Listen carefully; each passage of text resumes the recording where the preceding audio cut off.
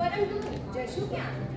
ચાલો ભારત દેશમાં મહારાષ્ટ્ર રાજ્યમાં મોહમાયાની મુંબઈ નગરીમાં અંધેરી ભરામાં અજરામણવાડી નામે નગર છે તેમાં આવેલી સ્ટારબક્સની આજે આપણે સહેર કરી આવીએ. ચાલો ના ચાલો. ઘણા બધા ફ્રેન્ડ ગેટ ટુગેધરમાં ભેગા હોય છે કોફી શોપ પર.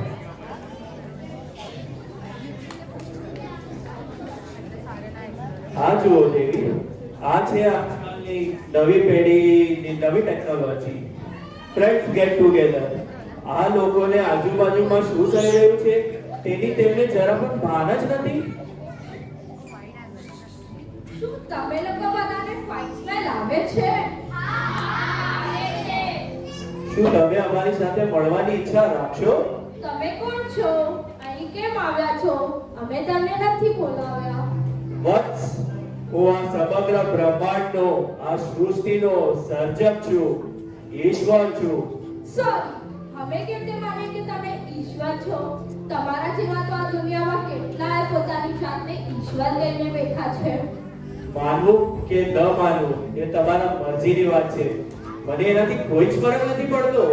તને જો તારી જાતમાં પણ વિશ્વાસ ન હોય તો પછી મારામાં ક્યાંથી હોય બેટા?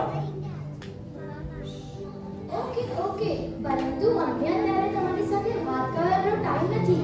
અમને સમય નથી. તમે જોવો છો અમે કેટલા બિઝી છીએ. અમે કે તમારી જેમ અહીંયા નવરા નથી બેઠા.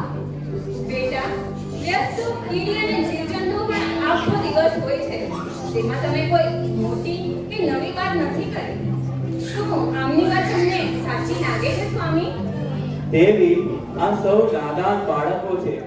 બેટા, બીજી તો તમે બધા ફાલતુ કામમાં છો. તમારી પાસે પરિવાર, ધર્મ, સમાજ કે રાષ્ટ્ર માટે ક્યાં છે સમય? જો તમે ખરેખર ઈશ્વર હો તો મને જવાબ આપો કે આ જિંદગી આટલી ડિફિકલ્ટ કેમ થઈ ગઈ છે? બેટા, જિંદગીનું બહુ પૃષ્ઠપોષણ કરવું સારું નહીં. અતિશય સુખ, સાધનો અને આડેધડની તૃષ્ણાઓ ઓછી કરીને સહજ રીતે સંતોષથી જીવ બેટા. ભગવાન, તમને ખબર છે અમારું જીવન ધોરણ કેટલું ઊંચું થઈ ગયું છે? બેટા, તમારું જીવન ધોરણ ઊંચું ગયું છે? જીવન ગયું છે એ જ તો મોટી તકલીફ છે. એને દેવ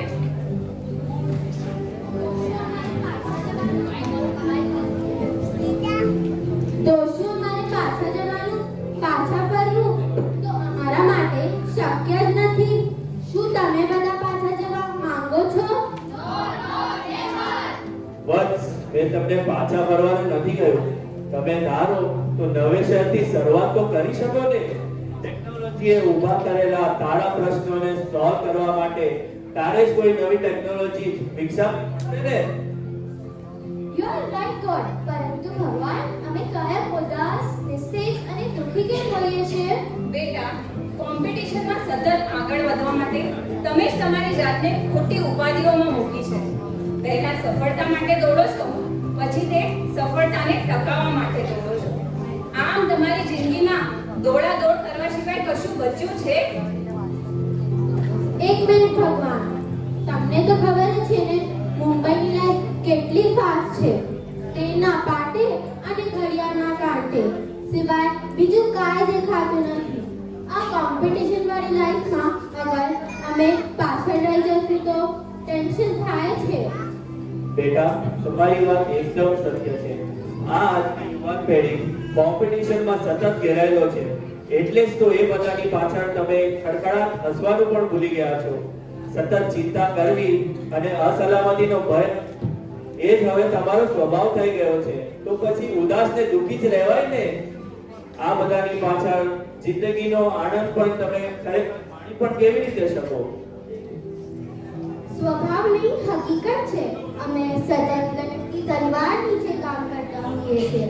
અમે અમારા ટાર્ગેટ સમયસર પૂરા કરવાના હોઈએ છીએ અને બીજી બાજુ હોમ લોન, ઈએમઆઈ, બાળકોની ફીસ ભરવાની હોઈએ છીએ. કોઈ વાર તો ભગવાન ગાડીની ઈએમઆઈ પણ ભરવાની રહી જાય છે. તો પછી ચિંતા કેમ ન થાય? અમારું ભાવિ બધું જ અનિશ્ચિત દેખાય છે. તું એક કામ કર, તું અમારી સાથે ચાલ. તારી એક જ ઝટકામાં બધી ચિંતાઓ ગાયબ. દીકરા, એક વાત બોલું, આ દુનિયામાં મૃત્યુ સિવાય બધું જ અનિશ્ચિત છે. કેટલી બાબતોની ચિંતા કર્યા કરશો? ચિંતા કરવી કે ન કરવી એ તમારા મરજીની વાત છે. થોડી ચિંતાઓ ઓછી કરીને શાંતિથી જીવો. ભગવાન એ દરેક અનિશ્ચિતતા સાથે દર્દ, પીડા અને પરેશાની જોડાયેલી હોય છે. એનું શું? બેટા, મેં તારું સર્જન દુઃખી થવા માટે નથી કર્યું. જો એવું હોત તો તમારા જન્મ સમય પહેલા અમે તમારા દૂધની વ્યવસ્થા ન કરી હોત. જિંદગી પીડા કે દુઃખી થવા માટે નથી. આ બધી પીડાઓ તો તમે જાતે જ ઊભી કરેલી છે. જિંદગીની દોડાદોડમાં તમે બરાબર ફસાયા છો.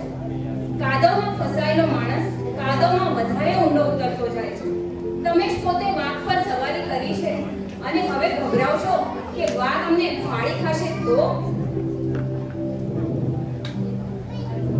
ભગવાન ખરું પૂછ્યું તો આટલી બધી પીડા મુશ્કેલીઓની વચ્ચે મેં કઈ રીતે જિંદગી જીએ છે એ જ મને નથી ખબર પડતી. સાચી વાત છે. તમે સતત બહાર ભટકીને ખરેખર થાકી ગયા છો. જરા તમારી અંદર ખોજ કરો, થોડું આત્મદર્શન કરો. જો એ કરશો તો તમને ખબર પડશે કે તમે કઈ તરફ જઈ રહ્યા છો. ભગવાન ઓકે તમારી વાત તો સાચી. તમે તો ઈશ્વર છો ને, તો મને ડિફિકલ્ટ સિચ્યુએશન અને મુશ્કેલીના સમયમાં ધીરજ અને મુશ્કેલીનો સામનો કરવાની માસ્ટરકી બતાવો ને. માસ્ટરકી જોઈએ છે? તમારા બધામાં પણ અપાર શક્તિ ભરેલી છે. એને ઓળખવાની કોશિશ કરો. થોડું ખરાબ સંજોગો પણ ખરાબ રહેતા નથી. એ પણ વહી જવાના છે. તમે ચાહે સુખ में हो या दुख में, ये दिन भी बीत जाएगा. આ સુવર્ણ વાક્યને ક્યારેય ભૂલતા નહીં.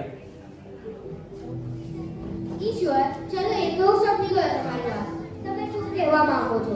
પણ મને એ પ્રશ્ન થાય છે કે આ દુનિયામાં લોકો આટલા બધા સ્વાર્થી કેમ થઈ ગયા છે? બેટા, લોકો જેવા છે તેવા સ્વીકારી લો. બીજાને બદલવાનો મિથ્યા પ્રયાસ ન કરશો. તમારી જાતને ઓળખો અને એને બદલવાની કોશિશ કરો.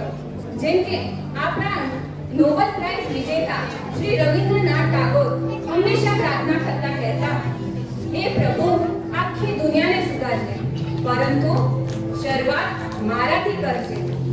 બીજાને બદલવા કરતા પહેલા પોતાની જાતને બદલો. બેટા, પગમાં પથ્થર લાગે તો ચપ્પલ પહેરાય. આખી દુનિયામાં જાજર ન પથરાય. બેટા, જો શાંતિથી જીવવું હોય તો બીજાને બદલવા કરતા પહેલા પોતાની જાતને બદલો.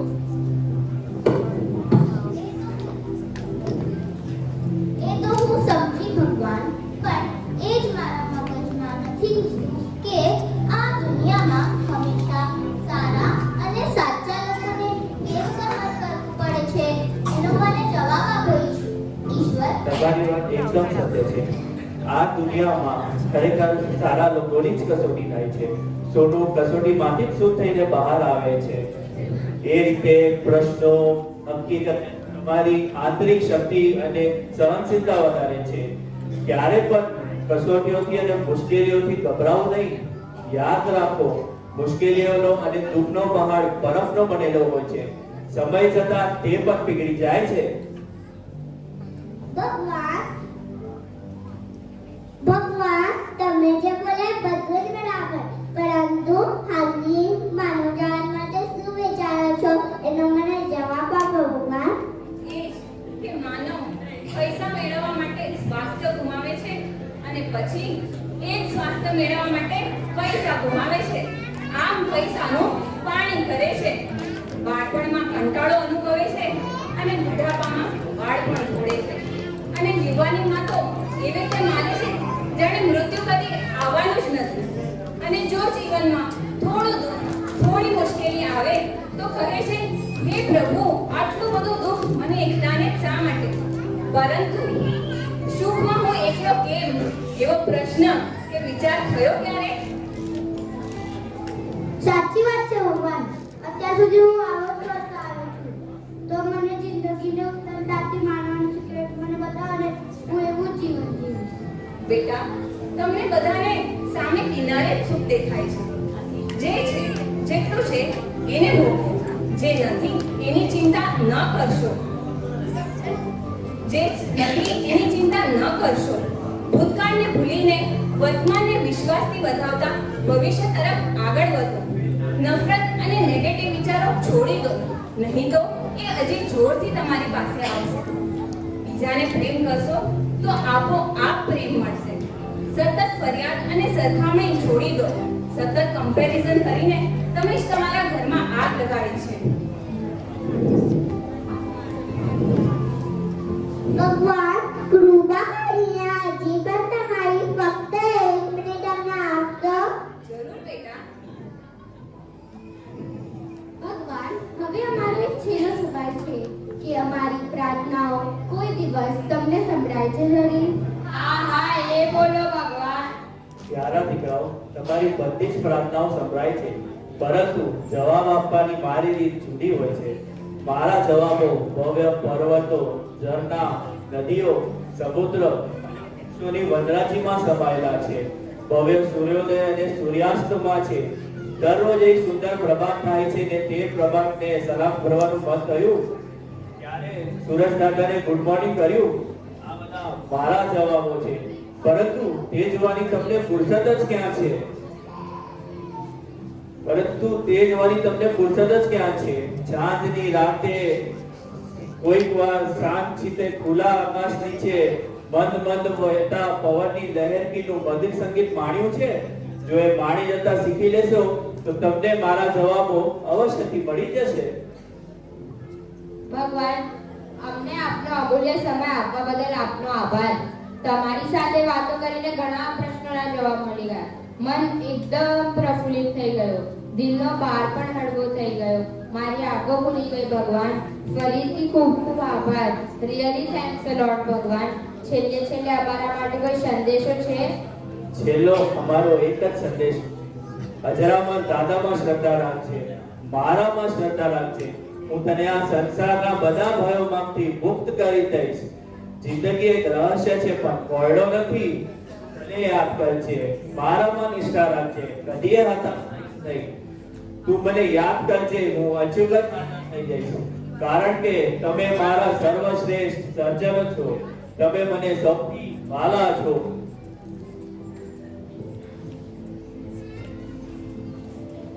ચાલો બેન, હવે આપણે અહીંથી પ્રસ્થાન કરીએ. ચાલો ના.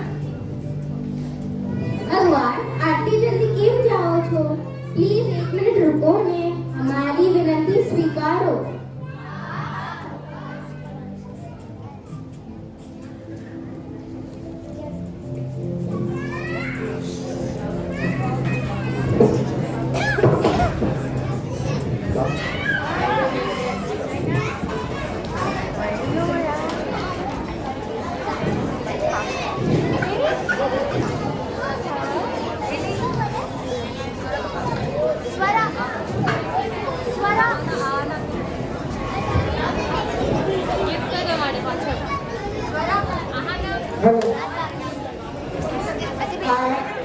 બાળકોએ એટલા બધા પ્રશ્ન પૂછી લીધા. એ પ્રશ્નો બાળકોને નહોતા, એમાં આપણા પર હતા.